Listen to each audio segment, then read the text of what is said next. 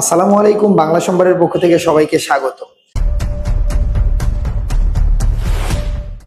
আমরা বোর্ডে দুইটা শব্দ দেখতে পাচ্ছি, একটা শর্তাবলী, কিন্তু একটা দীর্ঘই একটা হ্রস্বই।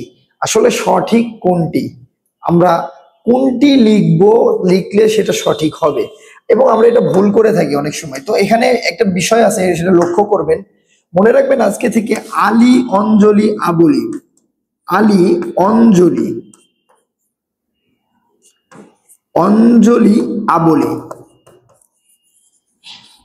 আলী অঞ্জলি আবলি সব প্রত্যয়গুলো যদি এই আলী অঞ্জলি আবলি এই প্রত্যয়গুলো যদি কোনো শব্দের সাথে যুক্ত হয়, কোনো শব্দের সাথে কি হয়, যুক্ত হয়, তাহলে সব সময় এগুলো লেখার ক্ষেত্রে হ্রস্বইকার বসে। এগুলো লেখা থেকে যে কি বসে, হ্রস্বইকার বসে।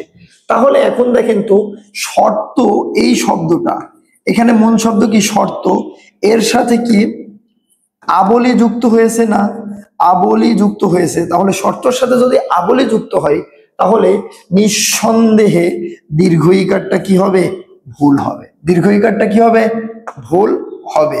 আর সঠিক কোনটি হবে, হ্রস্ব ইকারটা হবে।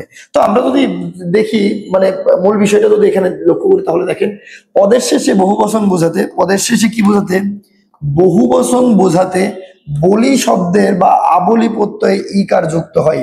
যেমন কাব্য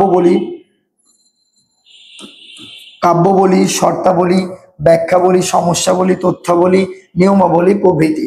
সূত্র বাংলা একাডেমির আধুনিক বাংলা অভিধান, পৃষ্ঠা 1225। তো তাহলে আমরা শর্তাবলী আজ থেকে আর দীর্ঘ ইকার না দিয়ে হ্রস্ব ইকারে লিখবো। এমনই ভাবে বাংলার মজার মজার বিভিন্ন তথ্য পেতে বাংলা সম্পর্কে শেয়ার, সাবস্ক্রাইব এবং লাইক করতে ভুলবেন না। ধন্যবাদ সবাইকে।